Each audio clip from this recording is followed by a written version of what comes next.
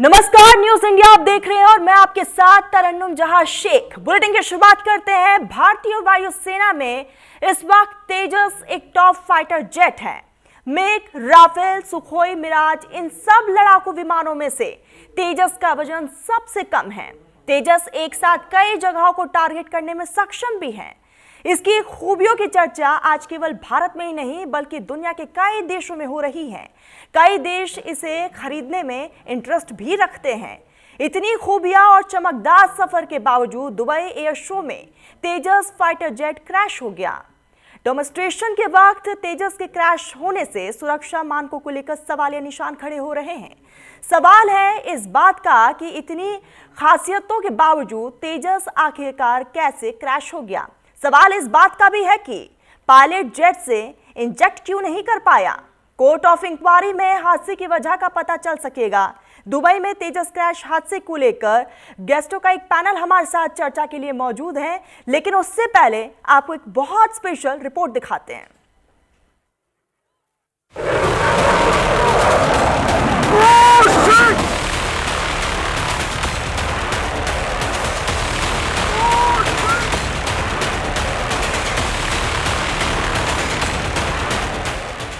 Dubai air show में हादसे का शिकार तेजस। गिरते ही आग का गोला बना लड़ाकू तेजस। हादसे में पहली बार पायलट की मौत। डेमोन्स्ट्रेशन के दौरान क्रैश हुआ फाइटर जेट। संयुक्त अरब अमीरात यानी यूएई में दुबई एयर शो 2025 में डेमोन्स्ट्रेशन करते वक्त भारत का फाइटर प्लेन तेजस हादसे का शिकार हो गया। इस हादसे में पायलट की दर्दनाक मौत हो गई। भारतीय वायुसेना ने हादसे पर दुख जताते हुए पायलट की मौत की पुष्टि की है। एयर शो के दौरान विमान के गिरते ही उसमें आग लग गई और हवाई अड्डे के ऊपर काले धुएं का गुबार छा गया। हादसा अल मखतूम एयरपोर्ट पर जारी एयर शो में एक डेमो फ्लाइट के दौरान हुआ। स्वदेशी लड़ाकू विमान तेजस का हादसे का शिकार होना भारत के लिए भी एक बड़ा झटका माना जा रहा है। हादसे के बाद भारतीय वायुसेना ने लड़ाकू विमान क्रैश होने के कारणों की जांच के लिए कोर्ट ऑफ इंक्वायरी बैठा दी है, ताकि हादसे की असली वजह का पूरी तरह से पता चल सके और आगे इस तरह के हादसों से बचा जा सके। दुबई में दूसरी बार क्रैश हुआ फाइटर जेट तेजस। हादसे में फाइटर जेट के पायलट की गई जान। 23 सालों के सफर में पहली बार 2024 में हुआ था क्रैश। 2024 में पहली बार जैसलमेर में क्रैश हुआ था तेजस। इंजन फेल होने की वजह से जैसलमेर में क्रैश हुआ था तेजस। हादसे में पायलट ने किया था इजेक्ट, बच गया था पायलट।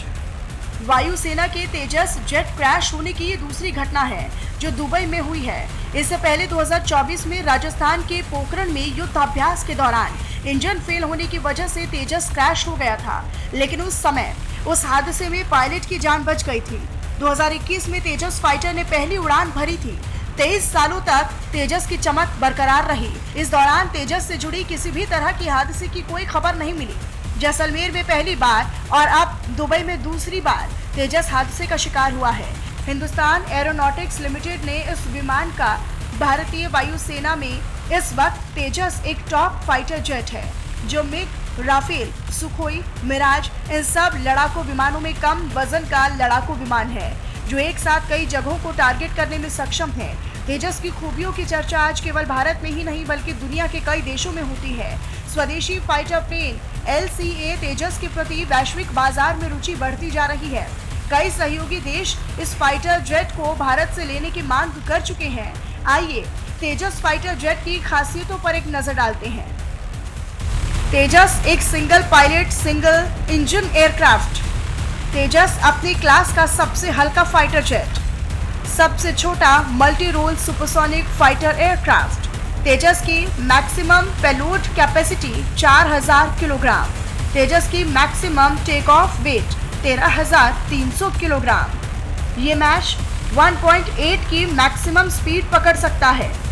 तेजस की जनरल रेंज 850 किलोमीटर और कॉम्बैट रेंज 500 किलोमीटर है। तेजस लड़ाकू विमान का निर्माण 1983 में लाइट कॉम्बैट एयरक्राफ्ट यानी LCA प्रोजेक्ट के तहत शुरू हुआ था। 4 जनवरी 2001 को तेजस ने अपनी पहली उड़ान भरी थी। वैज्ञानिक डॉक्टर कोटा हरिनारायण और उनकी टीम ने स्वदेशी लड़ाकू विमान को विकसित किया था। फिर 2003 में तत्कालीन प्रधानमंत्री अटल बिहारी वाजपेयी जी ने इसे तेजस नाम दिया था। प्रधानमंत्री नरेंद्र मोदी ने भी 25 नवंबर 2022 को बेंगलुरु में तेजस फाइटर प्लेन में उड़ान भरी थी। किसी भारतीय प्रधानमंत्री की फाइटर प्लेन में ये पहली उड़ान थी। तेजस में उड़ान भरने से पहले प्रधानमंत्री नरेंद्र मोदी बेंगलुरु स्थित हिंदुस्तान एरोनॉटिक्स लिमिटेड भी पहुंचे थे। पिछले कुछ सालों में तेजस की चमक और भी बढ़ी है।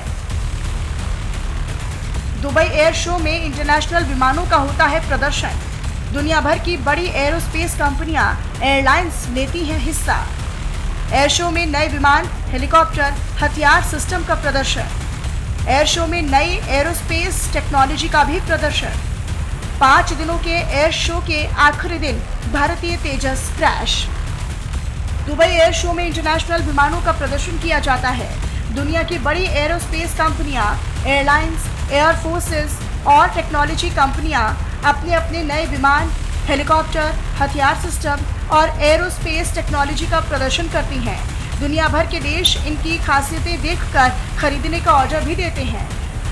दुबई में 5 दिन के एयर शो के आखिरी दिन भारतीय तेजस क्रैश हो गया। तेजस एक सिंपल डिजाइन वाला कम कीमत वाला एयरक्राफ्ट है। तेजस की चमक और कम कीमत देखकर Singapore, Egypt, Sri Lanka, UAE, Turkmenistan और मलेशिया ने इस एयरक्राफ्ट को खरीदने में इंटरेस्ट दिखाया। लेकिन दुबई में तेजस के क्रैश होने के बाद अब तमाम सवाल खड़े हो रहे हैं। हादसे में पायलट की मौत कहीं न कहीं सुरक्षा मानकों में लापरवाही की ओर भी इशारा करती है, जिसका खुलासा अब जांच रिपोर्ट आने के बाद ही हो पाएगा। न्यूज़ इंडिया के लिए पवन चौहान की रिपोर्ट। चलिए, तो इसी बीच हमारे साथ खास मेहमान जुड़ चुके हैं, उनका तारुफ करवा दो। Retired wing commander Praful Bakshi, पूर्व अधिकारी इंडियन एयरफोर्स के हैं। Doctor Vandana Singh, aviation expert हैं। आप दोनों का बहुत बहुत स्वागत है न्यूज़ इंडिया में। सबसे पहले प्रफुल्ल जी, मैं आपके पास ही आऊंगी, क्योंकि 23 साल का अपने आप में एक तेजस के पास एक्सपीरियंस है। कहीं ना कहीं देश को बहुत ज्यादा तेजस से उम्मीदें भी हैं, और इस तरह का हादसा कहीं ना कहीं एक बड़ा सवाल खड़ा करता है। देखिए, ऐसा है, इसमें दो राय नहीं है कि एविएशन वर्ल्ड में ये हादसे हैं, ये सवाल जरूर करते हैं। पर ये आपको ये भी बता दूं, इसका दूसरा पहलू ये है, फाइटर एविएशन खतरे से खाली नहीं है। ये भी मैं बता दूं आपको, कहीं ये ना सोच बैठे कि ये कोई नॉर्मल एयरलाइन फ्लाइंग है, दिल्ली से बॉम्बे जा रहे हैं, ऐसा कुछ नहीं है। क्वेश्चन यहाँ पे ये उठता है कि इस काम को भी करना है, और इस काम को करने के लिए जोखिम उठाना पड़ता है। पर मैं ये नहीं कह रहा कि तेजस सबसे खतरनाक है। कोई दुनिया का ऐसा फाइटर एयरक्राफ्ट नहीं है जो क्रैश नहीं होता, कोई नहीं है।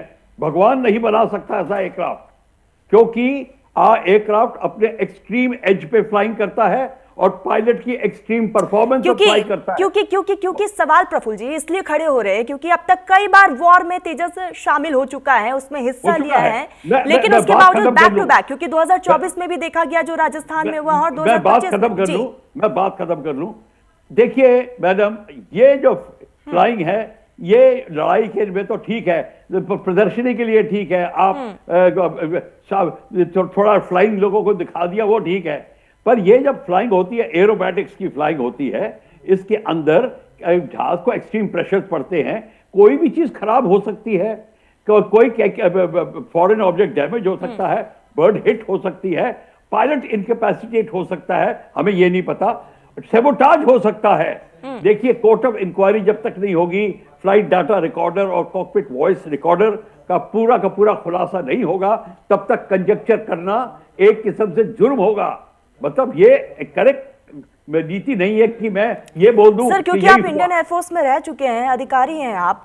अब सर, क्योंकि जब ये टेक ऑफ हो रहा होगा तो जाहिर है कि टेक्निकल इशू भी देखा गया होगा, हर एक खामियों को दुरुस्त भी किया गया होगा अगर खराब होगा तो। आपको ये बता दूं, कोई ऐसी एयरक्राफ्ट नहीं टेक ऑफ करता जिसको पूरा सर्टिफिकेशन नहीं मिलता इज फुल्ली एयरवर्दी। पर कौन सा पार्ट किस टाइम खराब हो जाए, कौन सा शाफ्ट टूट जाए, वो आप पता नहीं चल सकता। कोई कौन सा सील लीक कर जाए, किस समय क्या हो, ये नहीं पता हो सकता। बाकी इंजीनियर सारा कुछ देख के, और हमारे इंजीनियर सबसे काबिल है, ये वर्ल्ड रिपोर्ट कहती है। हमारे इंजीनियर फ्लाइट सेफ्टी के जो एक्सपर्ट्स हैं वो सारा इस बात को कैच कर चुके हैं कि हमारे इसमें प्रॉब्लम नहीं है। पर आप बताइए, आपको मैं बताऊं, अमेरिकन ब्लू एंजल्स के 4 एयरक्राफ्ट मैंने इकट्ठे जमीन में घुसते देखे हैं। वो हो सकता है, मिड एयर कोलिजन हो सकते हैं, कई जहाज क्रैश हो चुके हैं। ये ऐसा क्रैश मैंने इंडिया में देख चुका हूं। ये कोई इसमें अचंभे की बात नहीं है कि क्रैश होते हैं, पर हमको हमारा एम होता है क्रैश सबसे कम हो, कम से कम हो। हम इसको पूरा एहतियात बरतते हैं, पर आप कभी नहीं कह सकते कि क्रैश नहीं होगा। कोई करके दिखा दे, मैं उसको अपने सारा कुछ उसके ऊपर निछावर कर दूंगा अगर कोई ये कह के दिखा दे कि मैं भारत में क्रैश का या फलाना एयरक्राफ्ट क्रैश नहीं होता। सब हो चुके हैं और सब होते हैं। तो इसमें हमें, पर हमको इंक्वायरी करके ये पता करना पड़ेगा क्या सेबोटाज, क्या technical error, foreign object damage, bird hit, fire in the air, flame out, क्या चीज हुई है। ये सारा का सारा हमें उस पर पता चल जाएगा और आगे से ना हो उसके उचित कदम उठाए जाएंगे। ठीक है वंदना जी, मैं आपके पास ही आऊंगी। आपको क्या लगता है जो दुबई में हुआ है वो एक मशीन फेलियर है या फिर ह्यूमन एरर? देखिए, पहले तो शुक्रिया for having me on your show. And अभी काफी चैनल्स को I have also spoken in capacity as chairperson for the Federation of Aviation Industry in India, that ये जो कहना कि ये क्यों हुआ है, please leave it to the court of inquiry. Please let the court of inquiry happen. Please let them come out with the exact cause of this crash. And as I've also told the other channels, this is not the first crash, this is not the last crash. And why are we only focusing only on Tejas? Why? Please look worldwide how many fighter jets keep crashing. Okay, and this was a show, a display show, last day of the show at Al Maktoum Airport, and anything could have happened. From my side, I wouldn't even rule out the theory of sabotage. It could be sabotage. As an economy, India is doing extremely well. As India, we are poised to be the third largest economy in the world very soon. तो सारी दुनिया की नज़र हमारे ऊपर है। And जैसे आपने शुरू में बताया, entire Southeast Asia, why only Singapore and Philippines, also Malaysia, also Sri Lanka, also Bangladesh, looking into its pockets right now, that they are very interested to buy Tejas, besides Egypt, besides certain African nations as well. तो हमारा तो काफी focus है, and this Tejas is our शान, जिसको कहते हैं pride of our nation, विकसित भारत, आत्मनिर्भर भारत। वंदना जी, क्योंकि आप एविएशन एक्सपर्ट भी हैं, क्या ऐसे समय में क्रैश से पहले, क्योंकि कहीं ना कहीं एक हिंट जो है पायलट को मिल गया होगा, पायलट के पास जो है क्या कुछ ऑप्शंस बचते हैं? आप खुद ही देख लीजिए मैम, अगर आप यहाँ पे नजर देखें, he was trying to take a G maneuver and while coming down, it could be anything. It could be loss of thrust, it could be bird ingestion, it could be somewhat an engine flame out, and the recovery जो ले रहा है वो, he could not do the recovery. Now that cause will come out only when the court of inquiry comes up with its submission of the flight data recorder and the cockpit voice recorder. दूसरा ये कहना that was it possible कि 2024 में जो हुआ था उसमें the pilot safely ejected, and इसमें pilot has fatally he's no more, which is very sad. But ठीक है, at such a low height, it is very difficult. It is very difficult to eject or even save yourself. It's a matter of seconds, ma'am. So we have to wait for the results to come out. Not कि अभी से हम बोल दे कि ये कारण था या ये कारण था या ये कारण था. But कोई कारण अभी हम rule out नहीं कर सकते हैं, ma'am. This we have to get to the bottom of it. ठीक है जी, ठीक। वंदना जी बने रहिएगा। प्रफुल्ल जी, मैं आपके पास ही आऊंगी, क्योंकि 2024 में हुआ, 2025 में हुआ, एक सवाल निशान जो है इस बीच जो है खड़े हो रहे हैं, और ऐसे में अब आगे इंक्वायरी बैठेगी, क्योंकि ये पूरा हादसा दुबई में हुआ है, और ऐसे में क्या कुछ अब आगे कदम उठाए जा सकते हैं? देखिए तरन्नुम जी, कोई सवाल नहीं उठ रहा। कौन सवाल उठा रहा है हमें बताइए? कोई सवाल नहीं उठा सकता। और मैं बता रहा हूं कि दुनिया का कोई ऐसा एयरक्राफ्ट जो क्रैश नहीं हुआ है।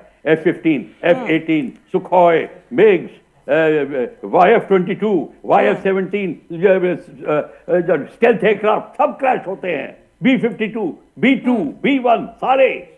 आप ये बात मान के चलिए कि एक court of inquiry is a routine matter, first SOP, court of inquiry has to be ordered, and court of inquiry के साथ में एक्सीडेंट इन्वेस्टिगेशन बोर्ड, जिसका मैं मेंबर था, मैंने 32 एक्सीडेंट इन्वेस्टिगेट किए हैं। मैं बता रहा हूं आपको, ये तो अगर कोई ये कह दे उंगली उठा के कि ये क्रैश है तो मैं उसके मुंह पे हंसूंगा। ये कोई नहीं कह सकता, भगवान नहीं कह सकता अभी कि ये हुआ है। इसके लिए पूरी इंक्वायरी के बाद और सैबोटाज को रूल आउट के बाद फिर पता चलेगा। तो आप ये कोई सवाल उठाने का, कौन सवाल उठा रहा है? अब मेरे को नहीं पता कोई सवाल उठा रहा है, और किसी की हिम्मत भी नहीं है सवाल उठाने की। सिर्फ बाहर वाले जो मार्केटिंग कर रहे हैं, वो जो हिंदुस्तान को डाउन करना चाहते हैं। प्रफुल्ल जी, आपसे ये भी समझेंगे, क्योंकि ये क्रैश हुआ है, तो क्या तेजस MK-1A, MK-2 या फिर AMCA प्रोजेक्ट पर कोई इसका सीधा असर पड़ सकता है? कोई असर नहीं पड़ेगा। यस, जो खरीदने वाले हैं एक दो बार सोचेंगे, और उनको भी अक्ल आ जाएगी। अगर वो एयरफोर्स के, उनके यहाँ पे एयरफोर्स है, वो देखेंगे क्रैश का कहा नहीं हो रहा, तो ये जाता है। अब ये देखेंगे क्रैश का रीजन क्या था। जब रीजन पता चल जाएगा फिर we will have to find out. ये कोई बोइंग का क्रैश थोड़ी है कि बोइंग कंपनी FDR छुपा रहा है और क्या कहते हैं उसके रीडिंग्स छुपाने की कोशिश कर रहे हैं और पायलट एरर बता रहे हैं। ये ऐसा कोई गेम नहीं है यहाँ पर। यहाँ पे एब्सोल्युटली प्रोफेशनल एंगल से बात होगी और उसको बाद में फिर देखी जाएगी। और अगर आप सोचते हैं कि तेजस के सेल पे फर्क पड़ेगा, देखिए कहने के लिए तो बात बनाई जा सकती है, पर जो खरीदने वाले भी प्रोफेशनल होते हैं वो, उनको पता होगा क्या हुआ है। और ये इस बात को आप बिल्कुल तवज्जो ना दीजिए। हमारा एम ये है, हमारा एम सिर्फ बेचने का नहीं है, हमारा एम है अपने स्क्वाड्रन की पूर्ति करने का। आज 29 हमारे 42 स्क्वाड्रन से ज्यादा होने चाहिए, 29 रह गए हैं। हमको उनकी पूर्ति की जरूरत है, ना कि बेचने के लिए हम बात कर रहे हैं। तो वही हमारा मेन एम नहीं है बेचना। हाँ, साथ में बिकता है तो बहुत अच्छी बात है, पर नहीं बिका तो उसका कोई मतलब नहीं है कि हमारे को कोई हमारे ऑपरेशन रेडीनेस में कोई प्रॉब्लम आएगी। तो इस बात को मन से ही निकाल दीजिए तरन्नुम जी। ठीक है वंदना जी, मैं आपके पास ही आऊंगी, क्योंकि ऐसे क्रैश में क्या कुछ ऑप्शंस बचते हैं? क्या ब्लैक बॉक्स या फिर डेटा रिकॉर्डर प्रूफ के तौर पर अभी अवेलेबल हो सकता है? क्या उसके आधार पर ही आगे तहकीकात की जाएगी? बिल्कुल बिल्कुल, इसमें कोई संदेह नहीं है। जब तक इसका flight data recorder, cockpit voice recorder निकलेगा, एंड देन उसका पूरा कारण निकलेगा कि ये क्रैश क्यों हुआ, एंड इसमें कोई अलार्म होने की वो वजह नहीं है। बिकॉज एरोडायनेमिक्स में, एयर शोज में ऐसे अक्सर होता है। This is not the first time, जैसे हमने कहा है, and this is not the last time. ठीक है, इट्स अनफॉर्चुनेट हमारे तेजस के साथ हुआ, और इसमें ऑब्वियसली क्योंकि इतनी लो जी मनोवर पे था, बिल्कुल नीच, when he was trying to take the recovery, उस समय it crashed and went into the ground, and we can see it went belly down. इसका कारण कोई भी हो सकता है, एंड वंस इसकी इंक्वायरी ठीक से होगी, कोर्ट ऑफ इंक्वायरी, तो पूरा इसका कॉज निकलेगा। वंदना जी, मैं चाहूंगी कि आप एक बार पूरे वो ब्लैक बॉक्स में किस तरीके से डेटा इकट्ठा होता है, कैसे ये रिकवर किया जाता है आगे, क्या वो पूरा प्रोसेस होता है, अगर आप उसको बहुत इजी वे में समझा पाए। इसको बहुत इजीली तो मैं समझा नहीं पाऊंगी। मैं आपको ये बता सकती हूँ कि जब ये रिकवर होता है, इसको पूरा ठीक से ये लोग डिकोड करते हैं, पूरा इसको they join the dots together, and उसके साथ पूरी इसकी थ्योरी बनती है कि ओके,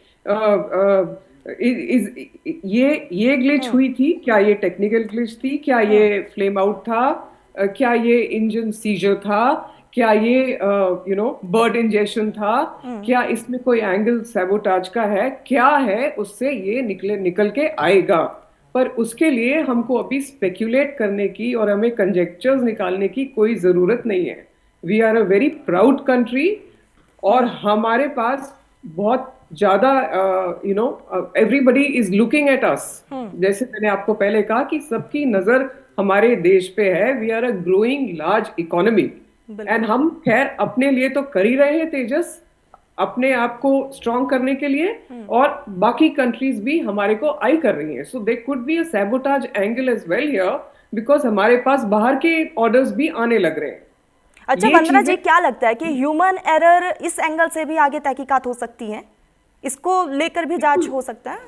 आप उसको रूल आउट नहीं कर सकते हैं। ओके। वो जरूर उसको इंक्लूड करेंगे। हाँ। जब जांच होती है तो हर तरीके की जांच होती है मैम।